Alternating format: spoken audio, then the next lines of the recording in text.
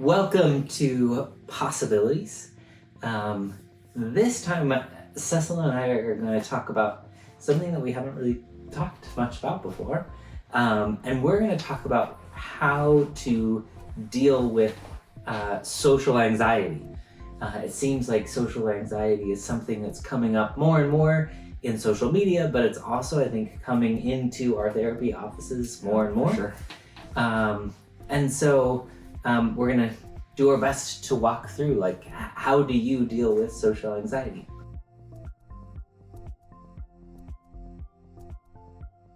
So, since I always get to start, Cecil, how do you deal with social anxiety?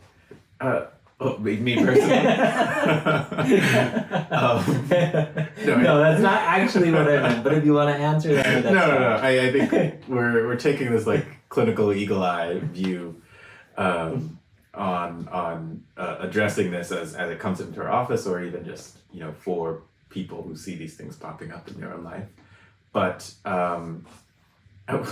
you can't just throw out the whole question for the video. That's the first question. Do you have some anxiety about it? No, I'm just saying, if I answer it right now, the video's over. No, I think it's a good starting place is very similar to lots of other things that we talk about. How do we address this thing? And that starting place is, well, what is it that you actually want in this situation? And maybe taking a step back too, even to even begin to put the label of social anxiety on something, you might need to know, well, what exactly does that look like? What is social anxiety? How do I know I fit that category? And feel free to contribute to this description too, but it tends to look like, typical anxious symptoms showing up as a result of engaging in some type of explicit social interaction. You're going to a very public place, you're having to socialize with people maybe not as familiar to you as you'd like them to be. Maybe even there's a bit of spotlight or pressure or whatever, even if that's one-on-one or you having to address multiple people. Whatever it is, for some people that's even just going to the grocery store or something. For other people it needs to be more task specific, like it's work, it's delivering what I need to do for my team at work or for the boss or something like that, being able to speak up in a meeting, all those kinds of situations. And the anxiety comes into play when you start to notice yourself maybe having, whatever physiological symptoms, you can't quite get your thoughts together, you undermine your own ability to do any of these things just because you're worrying so much about how well you're going to do them, or what if this happens, and what might pop up that might make the situation go poorly. So I think those are the things that might, see you in a situation where you could say, I think I might be dealing with social anxiety. But back to what I was originally saying is, well, then in that situation, what is it that you want when you say, I want to overcome this social anxiety? I've seen several people who dealt with it, from that work professional kind of standpoint, is I feel totally fine in my day-to-day, but for some reason when I'm in a meeting, or for some reason I have to give a presentation to my peers, or my manager says, where am I at with such and such thing that I've been working on? Now the intensity turns on and all of a sudden I can't speak, I can't think, it suddenly feels like I'm incompetent, even though I'm normally quite perfectly functional and good at doing what I do. I've seen that walk into my office multiple times. And it's a similar thing. We begin with, well, what are you hoping for then? If somehow you're able to deal with this in the way that you need to, what's the outcome you'd like to see? What's the change that you'd like to see? And it's usually something along the lines of, well, I want to be a really confident version of myself, not just when I'm with my friends, but when I'm at work, when, I really need that confidence to show that I know what I'm doing and to show that I know what I'm talking about. Or some people might say, I want to unlock my potential because this anxiety always holds me back and keeps me from being the best version of myself. So I want to be able to feel like, yes, I'm being the fullest version of myself. I'm unlocking that potential and tapping into what I need to tap into to really say that I'm giving it my all, rather than being undermined, cut in half by these feelings that are coming up. Yeah, a couple of things I think that are really important that you talked about. And one, first of all, thank you for backing us up and say like, let's talk about what this is first. Because I think as you were talking, you really did kind of bring out a couple of things. One, there's this like preoccupation, there's this like ruminating about what if. And I think similar to lots of forms of anxiety and panic, it's not so much that the worry is about something that is happening, but it is that like preemptive, what if this happens? Oftentimes when we talk about panic attacks, one of the things that the way I'll describe it is it's worry about what if I panic? And I think social anxiety is a very similar thing. It is like, what if I do something that I don't want to do? Or what if I say something that I don't want to say? Or what if if I find myself in a situation that I don't want to be found in? And so it's this preemptive concern about the what if. But the other way that I've also seen it is kind of on the back end, but the rumination is still kind of the predominant symptom, which is I've been in a social situation and now I'm like replaying that over and over in my head, and I'm like, I did this, what if they think this? So that what if is still very present of like, now there's some like certainty of like, I did this, or I said this, or we had this interaction. And then the what if becomes, what if they think I'm stupid? What if they think that I'm ignorant? What if they don't like me anymore? And so now it's like, what does it mean that we had these interactions?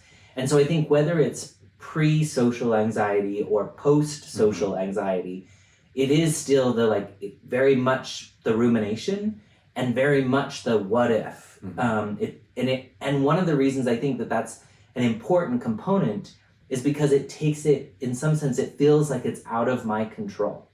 What if I do this thing that I didn't mean to do? What if I lose control? Or what if they interpret what I did in a way that I didn't mean for them to interpret it? And so again, it's like outside of my control. And so a big part, I think, of social anxiety is managing and dealing with something that I don't have complete control over. So I think that's an important component in that. And maybe I'll pause there for a second. Anything you want to add or say about any of that? I don't want to get ahead of us, but the what ifs prompt me to think about what I see as being a huge chunk of the answer to how to deal with social anxiety. Because I feel like it's so easy and so much more maybe even acceptable to worry about negative what ifs, to fall into the hole of what if this person judged me and didn't like that thing? What if they're upset about this? What if in the future I mess up this thing? What if I don't fully know what I'm talking about? What if I stutter a bit? It's so easy to get trapped in that, and I feel like that's so much more prevalent than the what ifs of what if I made a really good impression on that person? What if I do way better than I actually even knew I was capable of? What if some surprise thing happens that just makes this occasion go way better than I was hoping for, actually, way better than I could have imagined it was going to go? For some reason, that sounds a little bit more uncalled for or delusional, or, so no one ever seems to, or not as frequently, not as vocally, get trapped in that circle of what ifs. It seems like it's much more prevalent we get trapped in the negative what ifs. But I think that the same way that we can see those what ifs cut us down, I couldn't be the speaker I want to be, the employee I want to be, the family member I want to be, the friend I want to be, if I let those ruminations, those what ifs kind of like torment the inside of my head and make me all sweaty and unsure and uncertain. I couldn't be any of those things at my fullest potential with those things in my head. And so the same way that those things, those what ifs can cut me down, I think different what ifs could build you up, could make you see yourself be doubled in size, doubled in ability if you go into a situation.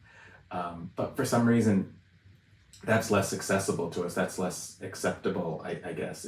It feels like it's better to cover potential worst case scenarios, even if they're unlikely, than to feel the freedom of enjoying potential best case scenarios, unlikely or not. Yeah, I think you're raising a really important point, and I think it does go back to what you were saying before about like, I tend to be just fine unless my boss walks in. Mm-hmm. And then things start to fall apart, right? And again, I think it is that where my perception starts to shift from, what is my boss going to think about me? What if he doesn't think I'm competent? What if she doesn't believe that I can do this job well? What, right? Whatever it is.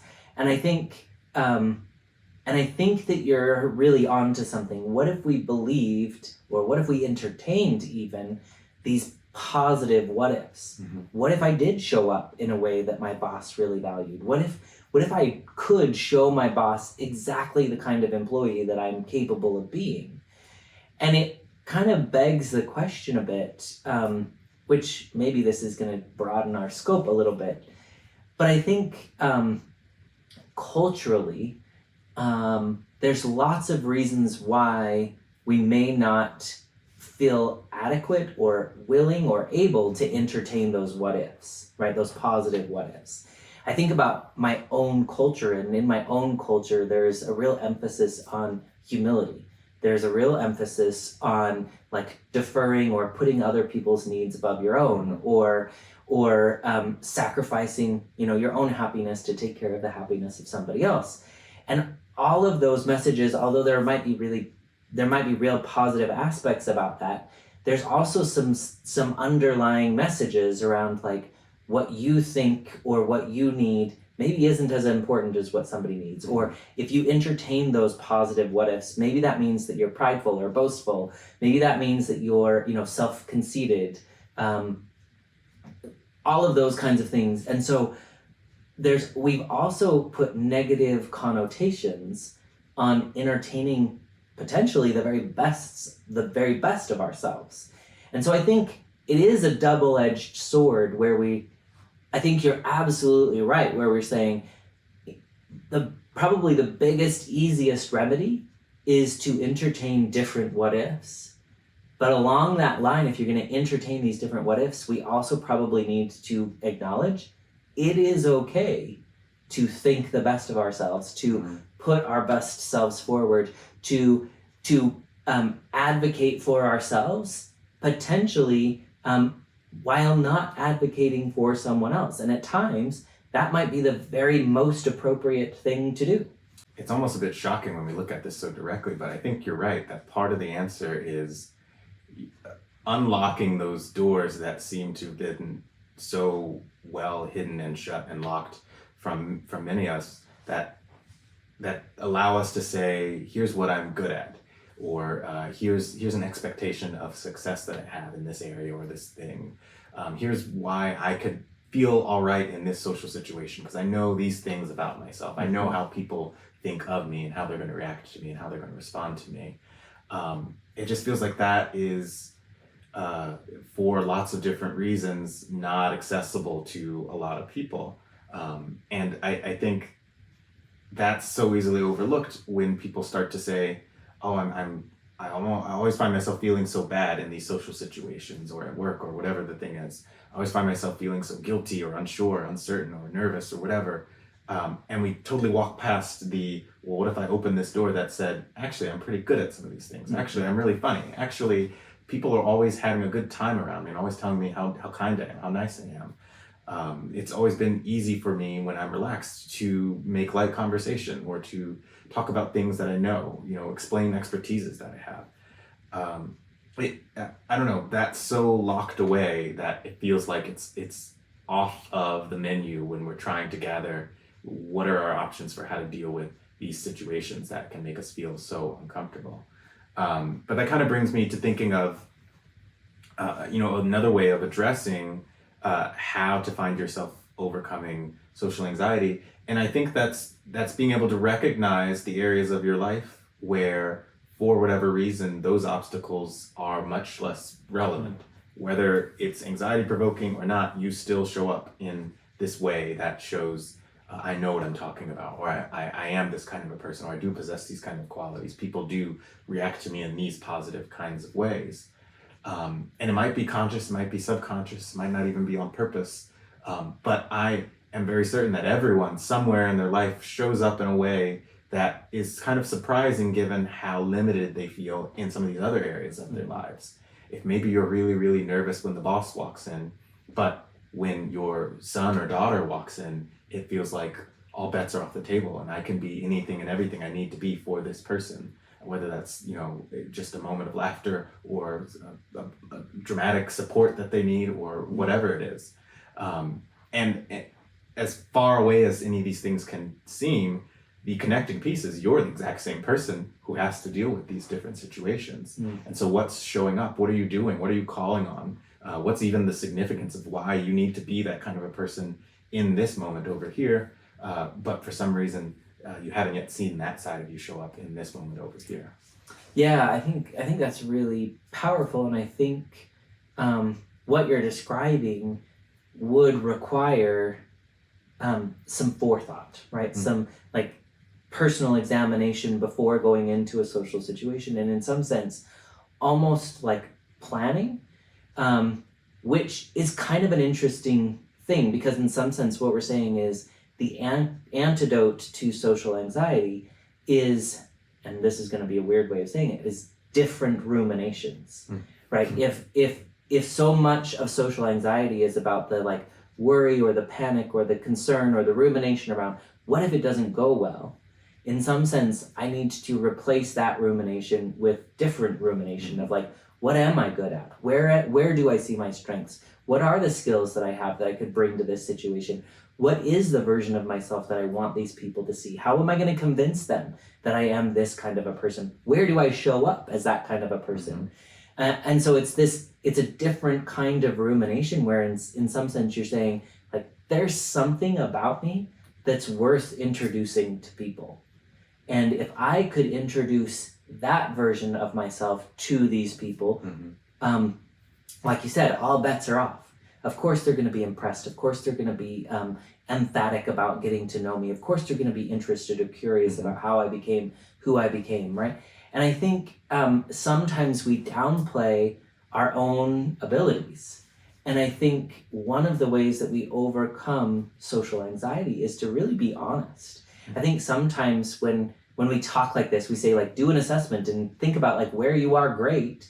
Some people would be like, well, I'd be lying to myself if I said those things.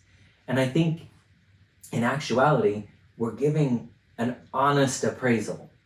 I think oftentimes when people get anxious about social situations, they overemphasize weakness. In some sense, they're dishonest about how much or how often these weaknesses show up, or how often or how much people are going to perceive them.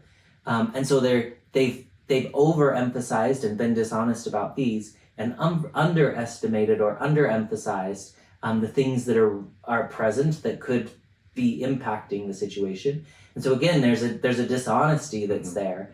And so I'm not saying like completely shift the balance and make all of your good traits overemphasized or exaggerated, because that would also be dishonest. But let's equalize the balance here. Let's honestly say there are some things here that are worthwhile that people deserve to meet.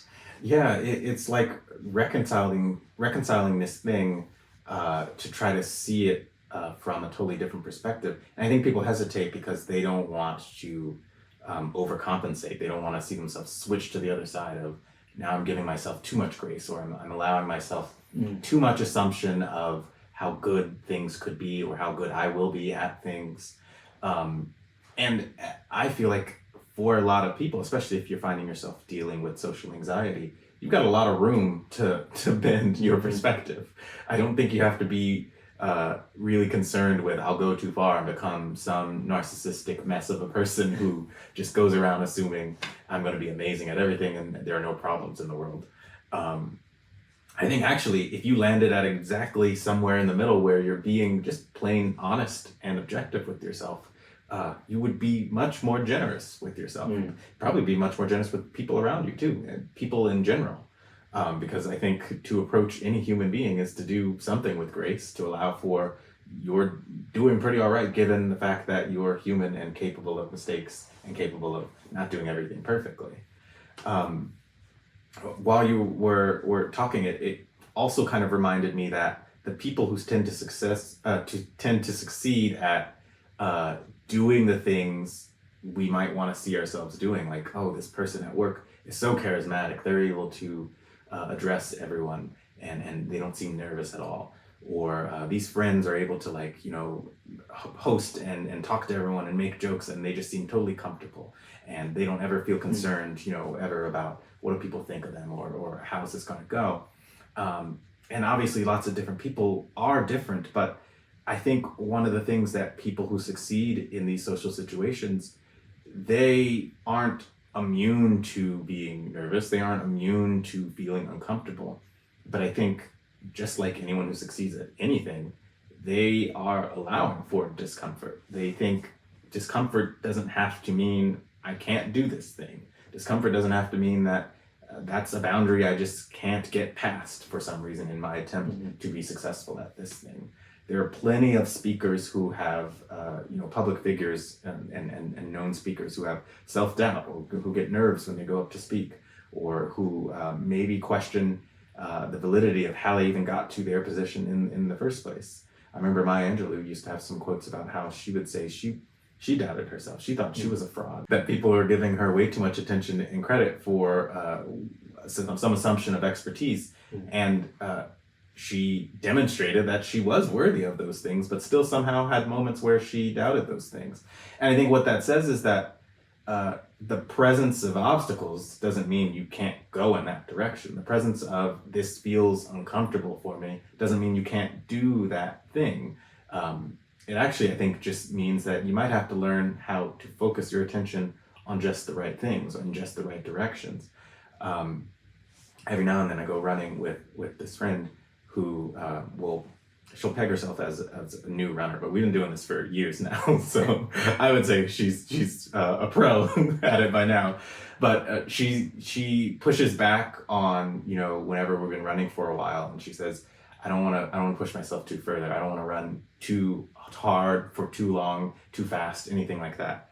And jokingly, I always say, well, that's when you know you're doing it right. If you get to the point where you're really tired and you want to stop, but you keep going anyway, that's when you know you're getting good at this. And if you completely ignore how much your legs hurt, you completely ignore that it feels like you're going to throw up everything you ate for the past week, if you move your attention from those things just to the fact that, oh, I got this much further to go and I'm doing it, or just to, you know, oh, look how much further past where I used to go that I went, or look how well I'm doing on time right now, I just got to keep this up for a little bit longer. If you move your attention anywhere else other than all the things that say why you should stop, you would be really surprised with where you could go. It almost gets to a point of feeling infinite. That's how people do like long distance running, is they're not the whole time focusing on here's how badly this hurts, here's how much out of breath I feel right now, here's how much discomfort is just coming at me in every single direction, and how badly I'd rather be doing anything else but this right now. The people who succeed at these things move their attention to something else that's going to allow them to keep going and not really feel like those obstacles are strong enough signs to say you should stop, you should not attempt this isn't the place for you.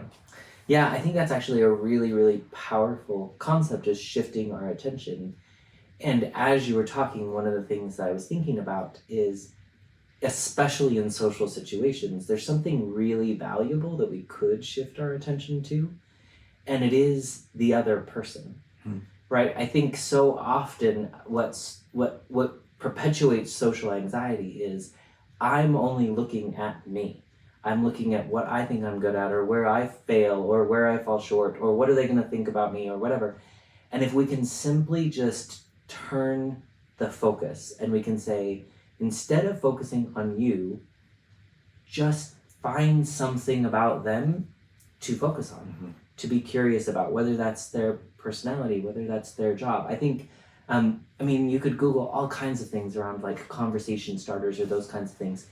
But most often what we do is we ask somebody like, what do you do for a living? And my guess is most people probably don't love their job. Some people do, but some people probably are like, well, I do this thing because I have to, and I need a 9 to 5, and I need money, but I wouldn't choose to do it. So they're not going to give you information that's like, oh, I can really grasp onto that. And so we probably feel a little stuck. So if we can just shift our attention, our focus onto the actual person, right? whether that's like their eye color or the clothes that they have on or, whatever. And we say like, where did you get that sweater? Right? Now they're telling us they've chosen to put this on. So they're giving us some kind of indication of like, I like this. This is an expression of who I am. And as they tell you about the sweater, you're listening for like, what does this mean about this person? And then you follow up with some questions around like, why, of all the things that you could have chosen to wear, why'd you choose this one? And, or, that's so meaningful that such and such a person gave it to you. How did you get to know them? Now all of a sudden they're telling you about them. And in any interaction, if somebody walks away saying that other person was really curious about me, they were really interested in me, what that comes across as is care. They cared about me. They expressed appreciation for me. And when they walk away feeling warm, feeling welcomed, feeling like you were interested, they're thinking about how you made them feel. They're not thinking about you or what you had on or how you came across. And so that one little shift of attention away from me onto you and just saying, tell me really meaningful things. And so one of the things I would say about how to manage social anxiety is get good at appreciating something about other people. Ask them about it. Get good at asking questions where you come across as caring. That will completely shift the dynamic. They'll feel loved, they'll feel appreciated, and you don't have to wonder, what do they think about me? Because you'll know that they feel appreciated. And that, I think that simple shift in focus, that if I think about, okay, who's going to show up at this party, or when I see my boss, how am I gonna express real interest in them? I can ruminate about that, and I can get really involved in that, and that's going to shift how I go into an interaction, so much so that I might even look forward to, like, I really want to know this about this person. Now I don't need to be worried about how I'm going to come across, because I'm really invested in finding out the answers to these questions that I've been wondering about. Yeah, I think that is a brilliant bit of insight into this conversation, because it sounds to me exactly like the opposite of what anxiety is. Insecurity is almost an obsession with or over-involvement with your own self and the negative things about yourself, or even the hypothetical negative things about yourself. And so you get so folded into yourself that you're missing so many things outside of yourself. And so the opposite of insecurity must be, I care and am paying so much attention to this other person, to anything, happening around me, but certainly to the meaningful things, to the messages that are coming across from this other person that I'm interacting with. And I think that speaks to people, just like you're saying. It says, oh, look, this person is paying attention, this person cares, but also even kind of to me seems like this person must have some type of confidence to themselves. This person must feel some semblance of security, that they're able to turn their mind's eye away from whatever might be going on for them and take a look at me and see these pieces of myself and ask these questions out of curiosity about myself. And I think what that really says in general is, it speaks to the sacrifice that you ultimately have to make if you're giving in to social anxiety. You're trading in meaningful connection. You're trading in being present in the moment. You're giving up having access to all the other things that are there and available to you. You're giving that away in a trade for gripping, a problem, gripping what if this happens, or here are all these holes in myself and who I am and things that I'm really concerned about. Let me grip this thing as tightly as possible and hope that I can do something to reflect away from these things, or do something to fend off these things, even if they haven't even come to fruition yet. They haven't happened yet, or they're not even explicitly really even present. And I just feel like that's a terrible deal to miss out on all those things in front of you. Yeah, I agree. And I think one of the things too is that it changes even the way that we can go into a situation, right? Instead of, again, ruminating or thinking about it, what we can do is we can think to ourselves, like, how do I want people to feel when they engage with me? How do I want people to think about how I see them? And that's something that we can practice. I think one of the things, one of the kind of grips about social anxiety is, like, there's a lot of unknown. What if this Mhm. happens, or what if that happens, or what if, and by thinking about like, how do I want to make people feel, that takes away a lot of that unknown. If something unusual happens, or if something frightening happens, or if something, funny happens, I can still think, how do I want to make people feel? How do I want people to walk away having experienced me? And thinking about that, processing that, ruminating about that, that really can change the uncertainty. Because no matter what happens, if I walk in and I say, I want everyone here to know that I'm interested. I want everyone here to know that I tried to connect to them in a meaningful way. Then as soon as I walk in, I start thinking, okay, how can I connect with them? And how can I meaningfully say something useful to them? It's a different mindset, but it eliminates a lot of the uncertainty. Mm-hmm. Yeah, I totally agree. Is there anything else we need to say about how to solve social anxiety, or did we answer it? I think we captured it. I guess just in summary, really, it is like, there is mental preparation that can show up here. There is a shift in attention or shift in focus that makes a difference.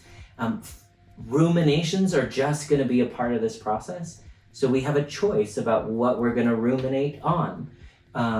So I think it's these subtle shifts, but I think that they're meaningful shifts, and I think they're doable shifts. Mm-hmm. Yeah, no, I totally agree. Well, thank you for watching this episode of Possibilities. If you think it's helpful for you or other people you might know, please feel free to share and like, and make sure you subscribe to our page to see more in the future.